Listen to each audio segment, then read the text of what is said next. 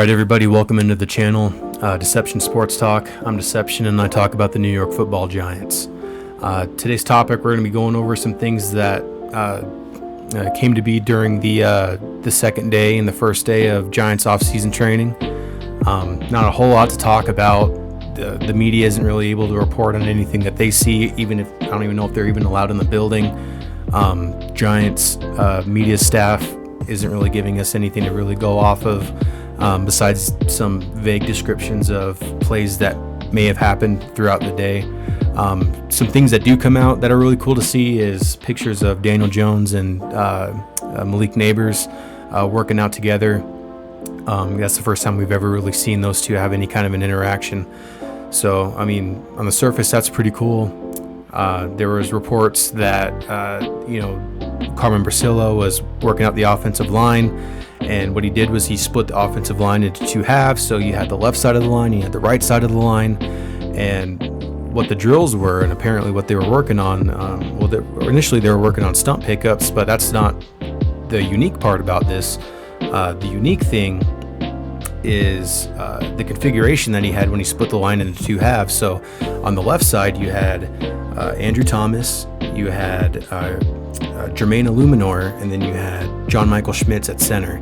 So this isn't really anything to really look into. I mean, this is just the first and second day of initial OTAs. So you'd have to take all this with a grain of salt. You don't know if this is going to be the actual starting lineup. But the interesting thing about just that initial side was having Jermaine Illuminor play left guard. And, there's a lot of speculation when we first brought him in. I know he has guard flexibility. He's basically played every position on the offensive line besides center. But when we initially brought him in, I think a lot of Giants fans might have assumed that he was either brought in as the swing tackle, or he was going to be Evan Neal's replacement if he wasn't able to perform at a high level at the start of the season. So, it'll be an interesting, lineup. If you have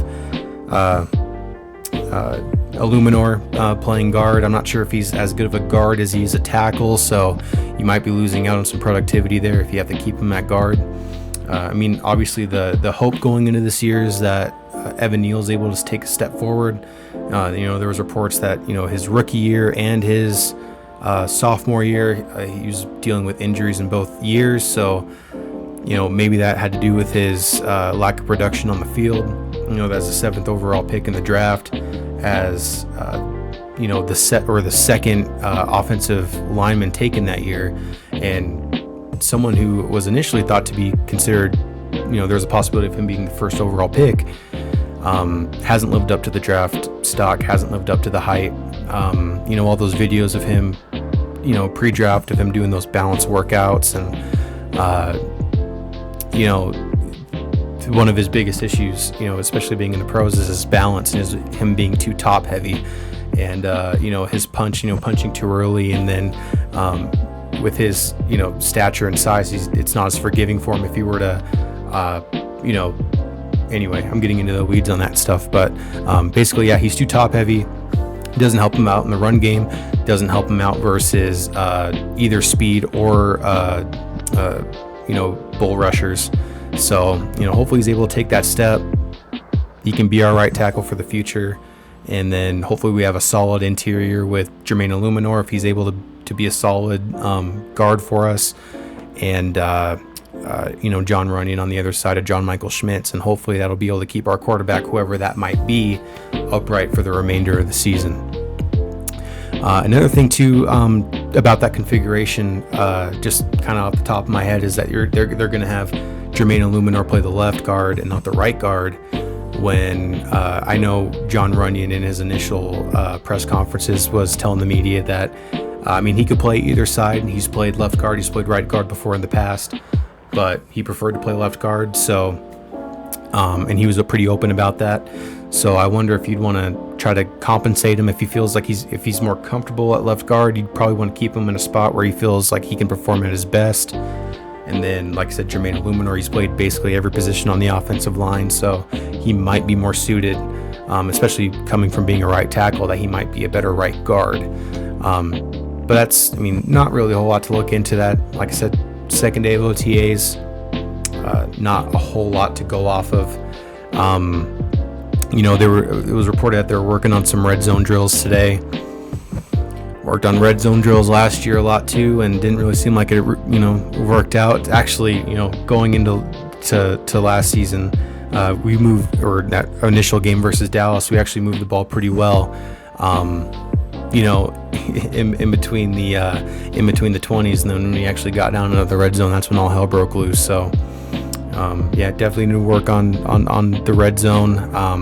Got to get this offensive line configuration set, because one thing that I think a lot of us Giants fans are pretty sick of, and this goes back, I don't know if Shermer did this, or I definitely don't remember any of this with Coughlin, but I know Joe Judge did this, and it's kind of carried over from him to the new coaching staff, this new regime, where they're constantly swapping out offensive linemen. They're plugging and playing. They're moving the right guard to the left guard. They're moving the left guard to the left tackle. They're moving left tackle to right guard, and it's just, there's no cohesion there, and guys aren't able to make a connection with one another, and because the most important thing about having an offensive line is continuity.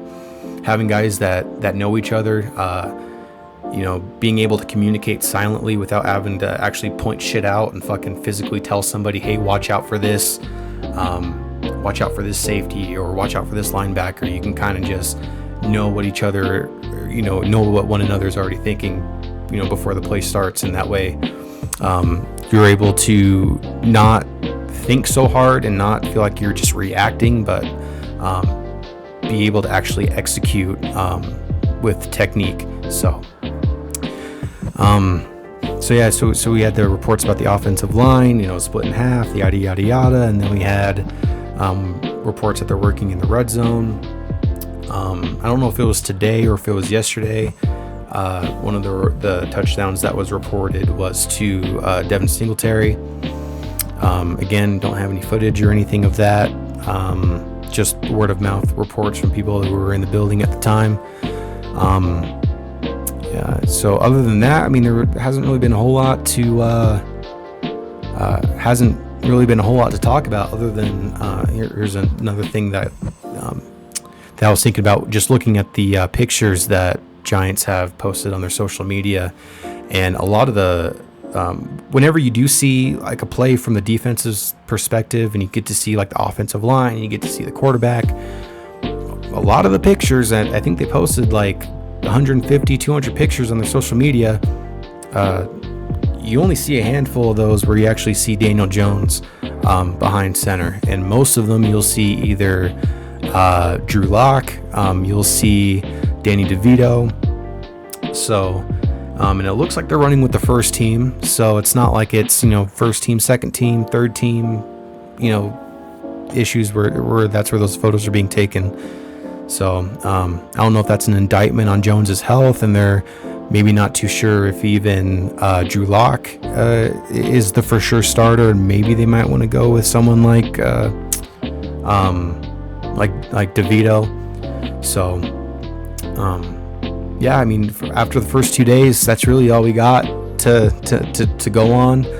Just some pictures of people suited up in Giants uniforms for the first time. Like, we got to see Brian Burns in uniform for the first time.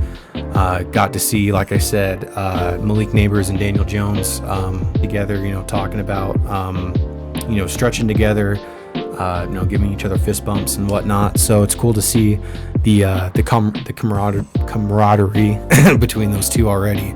And I hope that Daniel Jones proves that he's a franchise quarterback. And it's been like a roller coaster with Daniel Jones, ever since he's gotten here. I realized that, and it's hot and cold with him. So maybe it's you have a hot year, you have a cold year. Maybe we had a hot year the first year Dable was here. Last year was a cold year. Maybe we go into another hot year. So that's something we can hope for, and hopefully those two are dynamic duo for the foreseeable future. And if it doesn't work out with Daniel Jones, then guess what? Our new quarterback's got a number one wide receiver that'll have some experience already with the playbook and getting his first year in the NFL. So I don't know if I'll do another OTA video unless there's really anything substantial to talk about. This is me just kind of rambling about some things that I've heard. If I've missed anything, feel free to post it in the comments below. Hit the like button, subscribe if you like New York Giants news and discussions and frequent videos like this where we're just talking, having a dialogue, kind of shooting the shit, talking about the team. Not really a whole lot to talk about right now, so but I promise it's going to get more interesting, it's going to get more exciting, and the content's going to get better, the community is going to get bigger. So thank you so much for your time, and have a good night.